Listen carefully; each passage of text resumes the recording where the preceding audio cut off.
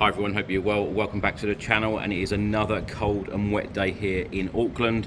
It is going to be a very, very busy day though, because I'm now off to meet the New Zealand Supporters Club, and then we will be going to Eden Park to go and see the Tottenham Hotspur squad train in an open training session in front of the Tottenham Hotspur fans, and then straight after that, a Legends evening here in Auckland with the King, Ledley King.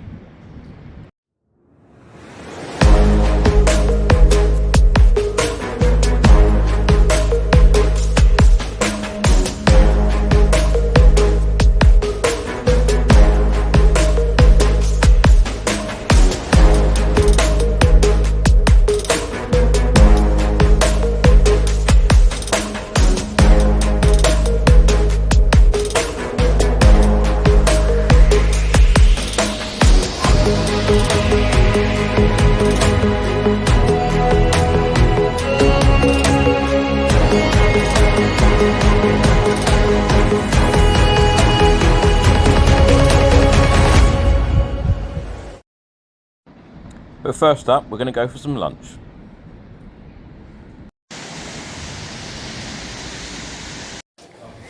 So we're now in the New Zealand International Convention Centre.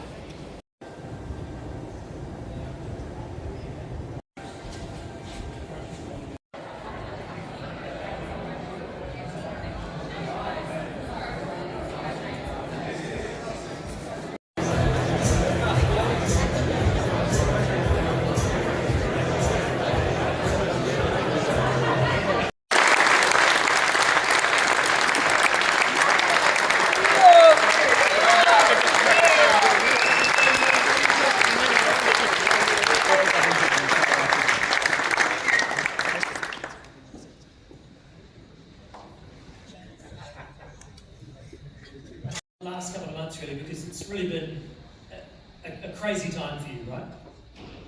So first of all, nice to meet you everyone.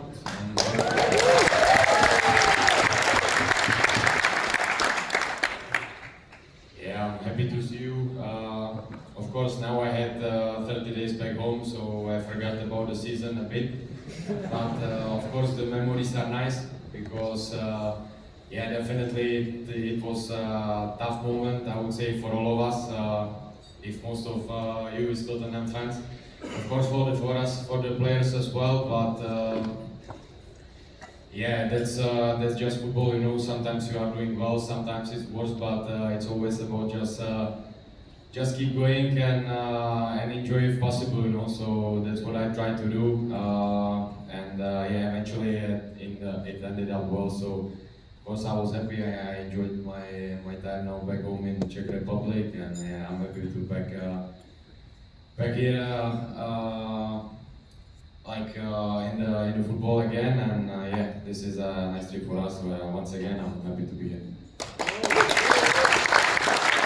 Spurs last January from Slavia Prague. When you had your debut against Liverpool and it went so well, could you have imagined that the next year would be as up and down as it was? Honestly not. Of course, I was coming with the intention to do as well as maybe in the Liverpool game, you know, and I was hoping that everything will go well.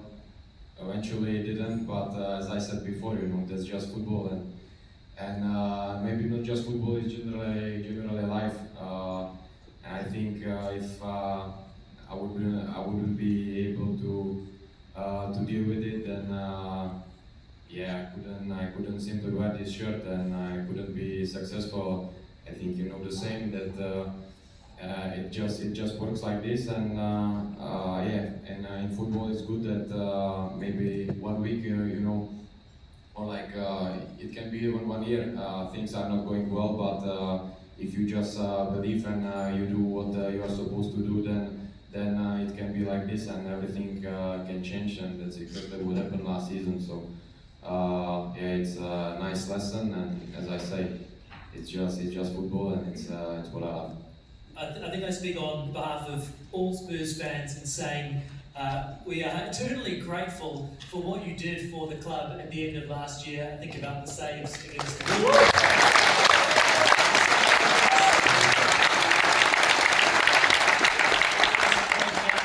sweat, thinking about these moments, the same against Leeds.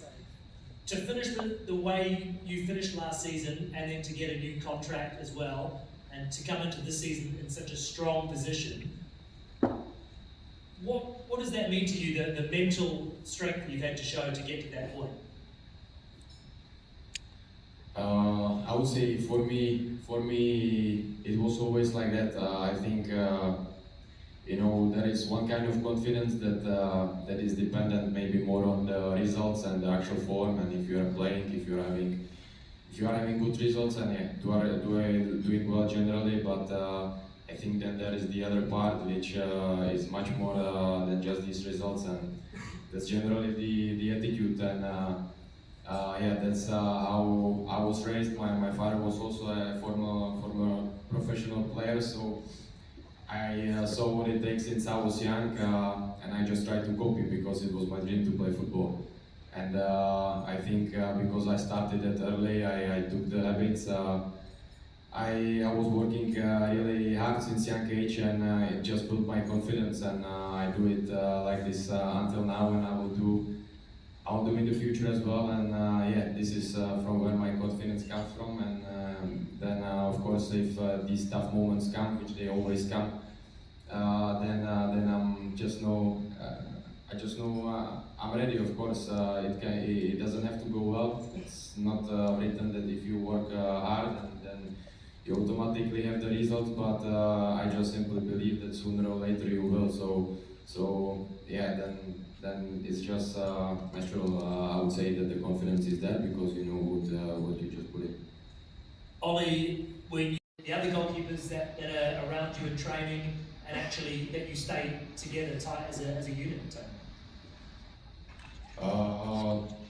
Of course it helps, but it's just people are different, you know. Sometimes you can have the best chemistry as it's possible. Sometimes it can be worse, and that's why I think first thing is you have to rely on yourself. But then as I say, the chemistry is good, and the people around you are fine, and of course it helps, and it creates a definitely better environment, and it helps you to perform well. That's for sure. You've had a few new defenders arrive this summer, some new centre backs, a new left back. Are you excited about the players that have come in that might be playing in front of you? Yeah, definitely. So there is, of course, players from last season that we played together, which is great, and some new faces, and definitely it will bring a lot of quality, which I'm looking for, because I think it's not just me; it's also you fans and the club and people around who want to definitely play for more than we played last year, because it was just not good enough. So this season we definitely want to go for more, and I believe that the new players that came in will help. Quite a few players have come in, haven't they? Is there anyone in particular that you've been most excited to see in training? Pick a favourite. I would say just everyone. You know, I was looking to come back into the team football again because I was missing the squad. Of course, when I was home, you know, I was enjoying with family and all of these people. But if you are 11 months in football, then of course you are out for 1 month. You naturally miss it. So I was looking for let's say everyone, and just the football, just the group. Ollie, feels like the manager when he came in, Tony, said we weren't going to see the full De Zerbi effect just yet. It'll be this season, now that he has some time. What can we expect from a Roberto De Zerbi team this year? I think you should ask me more. But of course there is some new things that he wants to implement into the style we play. But I think everyone knows what's his style of football. He wants to play, he wants to be dominant on the ball, which I think suits our team. But I think what you show on the pitch is always more valuable than what you say out of the pitch. So I think we will let the results speak for ourselves. It will be better, and I hope you will enjoy the game. Very much so. We're going to open it up to the floor for questions. If you want to ask a question, please just raise your hand. Thank you very much for everything you did over the last few weeks of last year's campaign.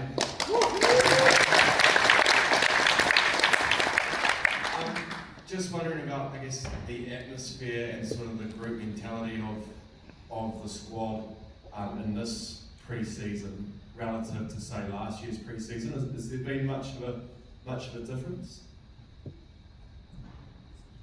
Also, So the atmosphere pre-season this season compared to last yeah, season? it's sort of the atmosphere within the team, like how the team's getting along, their mentality relative to, say, what it was, in last year's pre-season. Has there been much of a change, or much of the way that the group is relating and sort of thinking about the games? Hello. So I would say it's very similar. Of course, there is some new players who came, but we are together. We started 10 days ago, so it's everything settling down. But I would say there was. I think you didn't mean that, but definitely there was not any problem last year. If we speak about something in the team, I think all was going well. The chemistry is very good, but. Just simply, of course, the results don't help. When you don't have the results, then it's tough.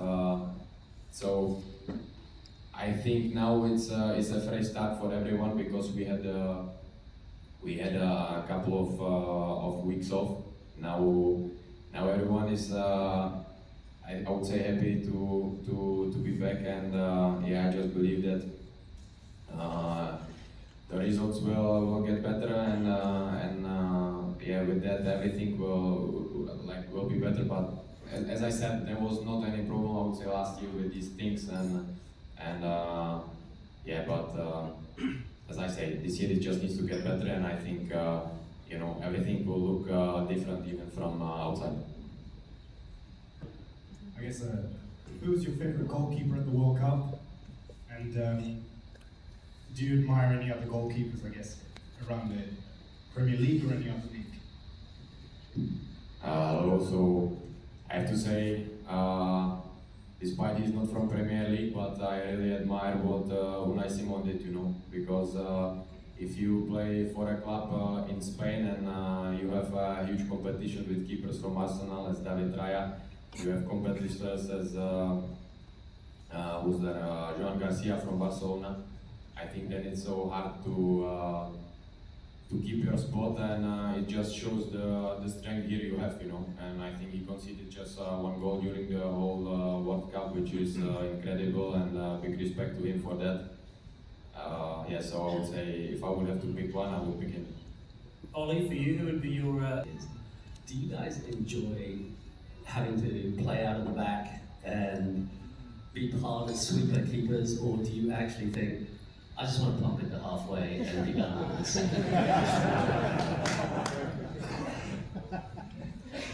That's a great question, and it depends on the scoreline at the time. I think for me, I've always loved being a part of the build-up. I think with modern football and the evolution of the goalkeeper's role, I think that we can have now an impact on all aspects of the game, and if you get it right, it can really change games. So I definitely enjoy it. Me the same, because when I was young, I loved to play always, usually midfield or a striker. So I miss it a bit, And the way that football goes now, it looks good for me. So at least I'm able to be more on the ball, especially with the new coach, which I think will help as well. So I'm happy with that, and I have to say I enjoy to be on the ball a lot. Yeah.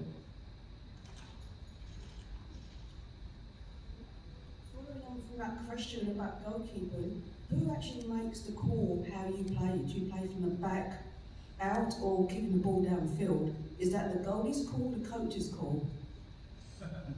Because sometimes you see at the World Cup, the English coach was going mad at Pickford for booting it. But who makes that call? I'm asking both coaches. Yeah, look, it's a good question. Ultimately, the decision is on us.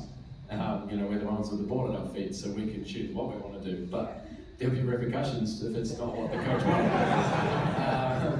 But I think preparing for a certain team on what we're going to do. So we already have that in the back of our minds, and then it's about assessing what's in front of us. Yeah, it's true, and it's like, you know, the shorter you pass the ball, the most likely you're gonna get it back. So if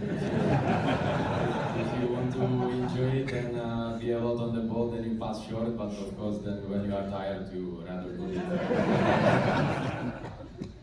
Oh, it depends a lot on the coach, you know. If the tactic is maybe that he wants to play more, he wants to be dominant on the ball and to keep it, then you of course try to keep it more. But for example, the pressure is high, like end of the last season was, then you play more simple at the back and you try to be more creative, you know, in front, because if you make mistake there, it usually doesn't cost you. You usually don't concede, but when you make a mistake down there in your box, you know, if I make a mistake, then it's usually a goal, and of course you want to play the next game as well, so I have to make sure I don't do it often. I reckon we've got time for maybe two more questions. We'll go two more. Alright, I grew up supporting Spurs in the 1980s, and there was the most craziest character in football, Paul Gascoigne. And even to this day, there are stories of balls going over the training fence and him not coming back for a couple of days. So every team has got a completely bonkers play. So I'm going to put you on the spot, and we're not going to tell anyone. For each of the two teams, you've got to tell us who's your craziest person in the squad, and you've got to tell a juicy story of something crazy.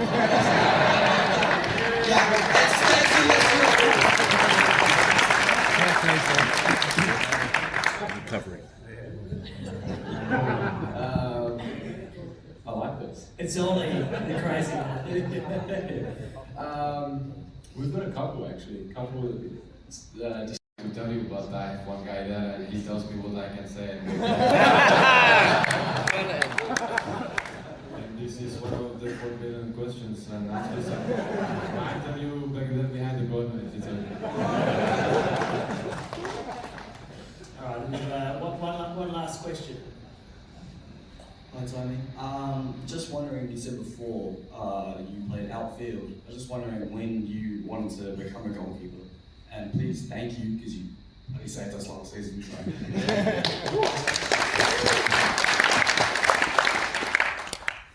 Thank you.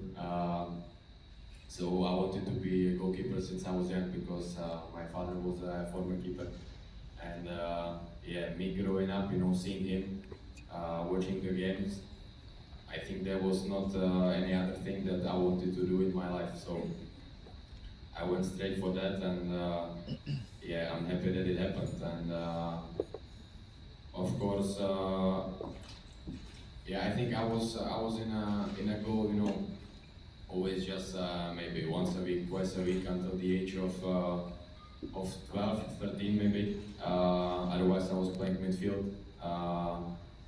Because he was like, you know, the football, as you said here, the football goes now in a way where the keeper is really important in the build-up, and if you are not able to help your teammates with the feet, you know, to get out of the pressure to keep the ball, then it's difficult to play nowadays. So I was lucky to play. As I say, I was playing until 12 or 13. Then I went slowly to the goal. This was the story. But I remember, you know, when I was young, I was like always, Dad, please let me go to goal, give me class. I want to be like you. I was like, no, you are too young, you know, to make the dives. You will be sore when you are older like me. And yeah, I think it's because he finished the career because of injury, so I think he wanted me to play a bit longer. Well, we've gone longer than what we had planned, so thank you so much for your generosity, Tony and Ollie, to the both of you.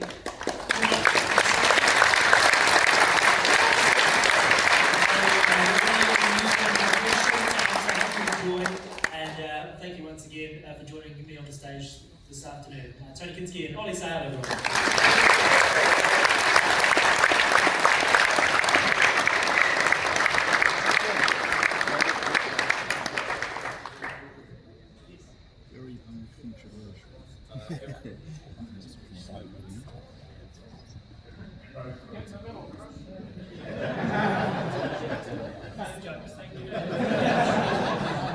Thank you everyone, really enjoyed that. Enjoy the game tomorrow, enjoy it.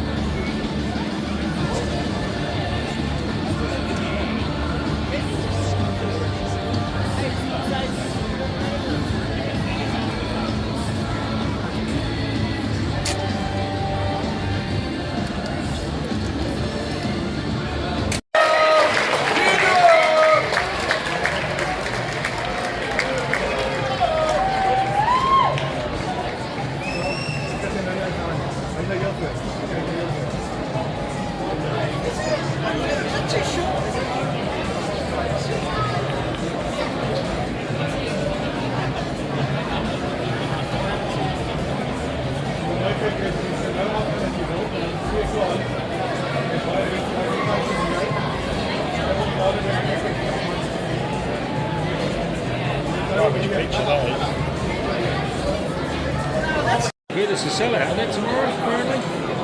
Nice,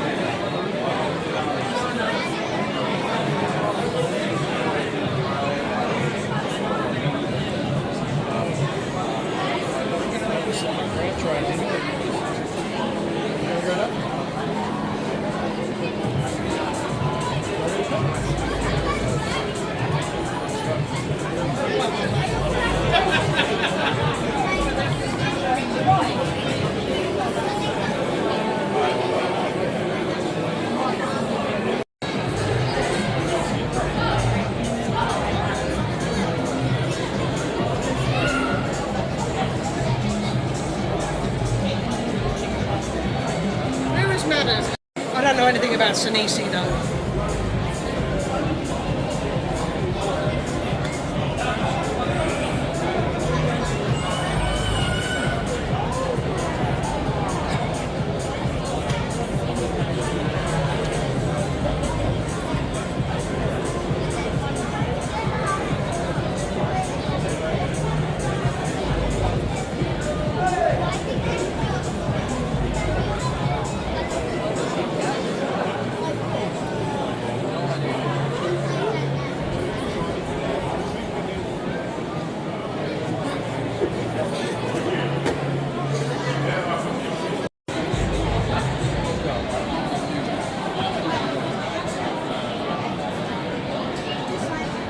Nothing now.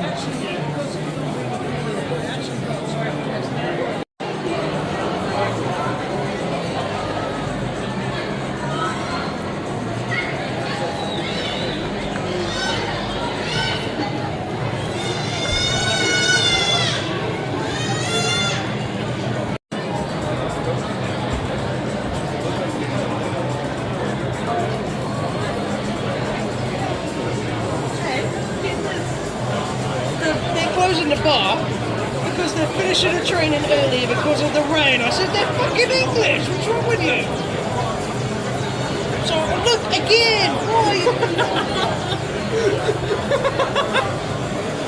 Edit it out. At this point of the day I don't have a filter, so you know.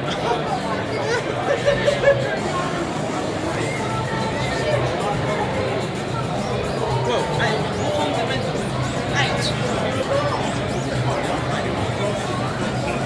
Where did the fucking snow when the pitch was iced over? think they're just fun, to be fair.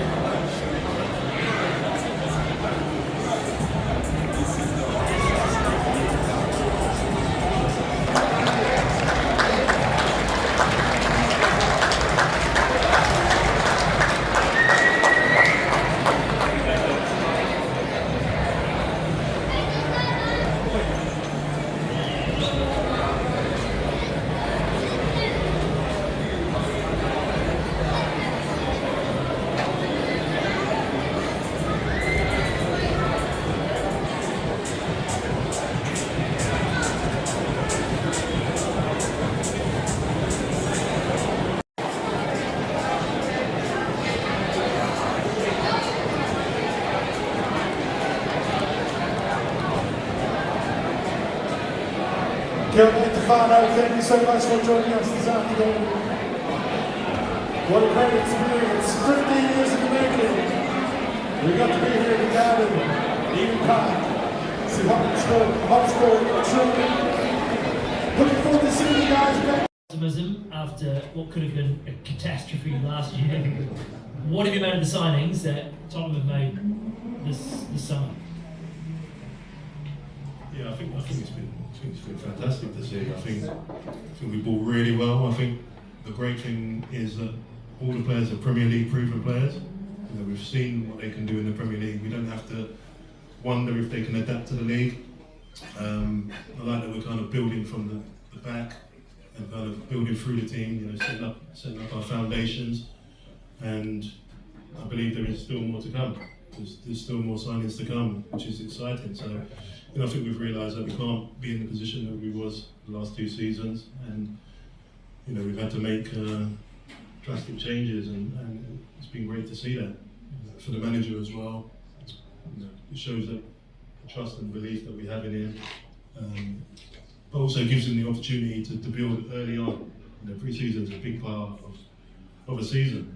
You know, and the more of your first 11, so to speak, or more of your squad that you have together as early as possible does help the season. So, you know, obviously we couldn't bring the players that went late into the World Cup, but everyone else is here, and you know, we get a chance to kind of integrate them and build for the start of the season, which is ideal.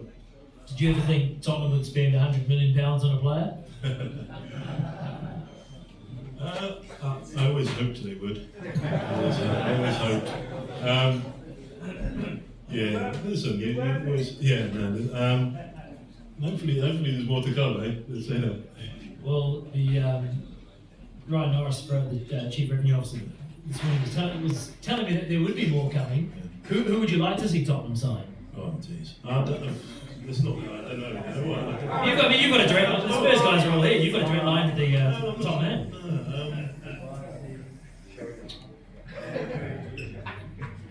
Harry Kane? There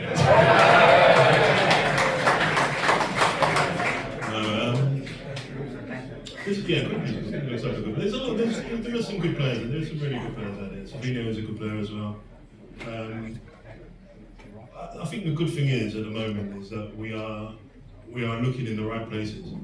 You know, there's players. We're looking at players that people are well aware of, and players that are doing good things at the moment. So I think that's something to be excited about. So how critical is it that Tottenham buy players this year? Because while we're not in Europe this coming season, we've got a little bit more leeway in terms of being able to pay when it comes to salary to cost ratio, or whatever they call it. So we can actually spend more this summer than potentially what will happen next year. Do we have to get it right this summer and make sure we do keep going and don't just stop now? I think the most important thing is always to get the right people in. You know, I think we've seen over the years it's not just about just buying. You know, it's about getting the right people in, the right characters, the right people that want to play for the football club. So that's the most important thing for me. Would you be gutted to see some of those younger players leave? Of course. Again, you know, I've been in football long enough to say, or to know that everyone's got to kind of make their own decisions for their own careers. And yeah, there's no doubt we've got a lot of really good young players in the squad. Obviously, you mentioned we've got no Europe, which is going to probably limit some of the youngsters' football for this season, which is not ideal. And of course, yeah, we'd love them to stay. It's up to, I don't know who's in what position. You know, or maybe it's up to them to kind of want to be at the football club and see the long-term project that we're building. You know, that's all they see. What have you made of Roberto De Zerbi and the impact that he's had? Yeah, I think he's been fantastic since he came in. I think you can see the impact straight away. And I think that bigger things to come. You know, I think last season, I think we only just saw the tip of the iceberg with him because of the delicate situation we was in. I think that he kept things pretty simple in terms of his tactics and how he wanted his team to play. He didn't want to complicate things too much. You know, I think now we get pre-season and we'll start to really implement what he wants. And yeah, I liked him before he joined Tottenham. I love him now. He's at Tottenham. I think he's a fantastic manager. And, you know, I love his style that he brings. You know, you can see that he wants his team to play from the back. He wants his centre half to be able to start attacks and play football. That's something that we've always enjoyed. You know, he wants his midfielders to create, wide men to create, score. So yes, now it's about just building the right players into that, and as you can see, we're trying to give him everything that he needs to succeed. Well, Spurs are pretty stacked when it comes to centre back now. Got Michael Senesi joining, you've got Van Hecken joining too. So out of them, Romero, Danso, Van der Ven, who starts for you? Whoever's there when the season starts. We have to see who's there first. Van der Ven does, and then it's whoever partners in, I suppose, for now. I think. Yeah, we've got a lot of good centre halves. Yeah, it's going to be interesting though. I don't know what's going to happen, and we have to see until the window closes. We don't know who's going to be around, who's not going to be around. And for me, it's about the players now proving their worth. The ones that have just been brought into the club, they're going to have to prove to the manager between now and the start of the season. It'll be interesting to see. When they bring in Andy Robertson and some more experienced players, and I know people talked a lot about when Nuruddin Naibet was brought in, and actually the value of having those older players. Is that actually something that is very useful for teams, to have players that have been there and done that and teach the younger ones? Yeah, definitely. You know, when you get an experienced player with the right character, which we know Andy Robertson is, yeah, it makes a huge difference. You know, someone like Ben Davies is the same as well. He's a great character to have around the place. You need players like that. They're important to have. You know, I think when you get a team and they don't have these kind of veteran leaders kind of policing the changing room, keeping the standards, that's when so many things can slip. You know, going back to Naibet, when he was a bit different with him. He didn't hardly speak a word of English, so it wasn't really policing it in that way. But just him as a player kind of helped me with my game, because he was a totally different defender than me, and I got to kind of learn his style of defending, and that was something that I kind of took on a little bit later on in my career. The cleverness of defending. You know, it's all about strength and pace. It's a lot of it. And I had reading of the game at a young age, but what I didn't have was one knee. So when I had one knee, then I had to kind of adjust my game a little bit, and that's when I kind of started to think about Naibet and how clever he was with his defending. So seeing as we're playing Fantasy Manager, who would you play at left back out of Andy Robertson, Destiny Udogie, or Jed Spence?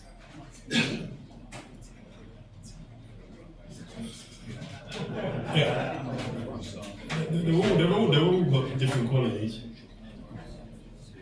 It's whatever you prefer. I don't know. What do you Put it this way. Destiny Udogie, probably the number one left back.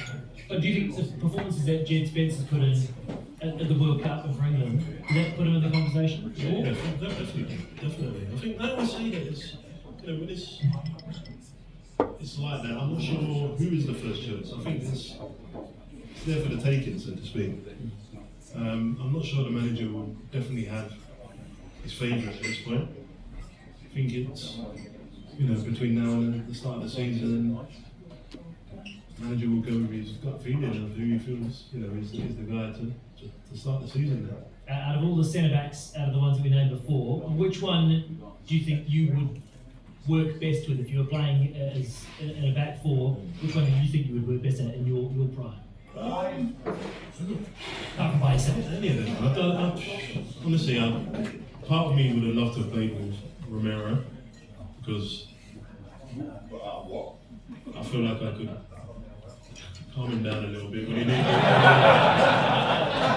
Because I like, he's got a lot of strengths and a lot of good traits. At times I feel like he just needs a bit of that guidance to tell him not to go for that at that time. Don't go hold, stay, little things like that make a difference. When I played with Dawson at times, he was someone that always wanted to go run in and going to win everything. And I had to try to control him at times and say, just hold. And I think it would be nice to do that with Romero. But yeah, I feel like when they're top players, you can play with any of them. Okay. We'll do a few quick fire questions and then we'll open it up to the floor. Because I'm mindful of the fact you've been very generous with the time. Favourite stadium you've played in? Favourite stadium? Apart from what I was in. Probably, I made my debut at Anfield, so that's always had a bit of a special place for me. So what a day. Day 2 in Auckland, New Zealand. It has been a very, very busy day today. Went for lunch, then went to the training session and then went to the pub for a Legends evening with Ledley King. Now let me first talk about the lunch. Now there are about 250 Spurs fans and this was, you had to buy a ticket and it was through Auckland FC who done a wonderful job in hosting this event. Anthony Kinský came to answer questions via the host and via a Q&A as well. Anthony Kinský was absolutely brilliant and spoke for about 20 minutes all in all and spoke about his career, etc.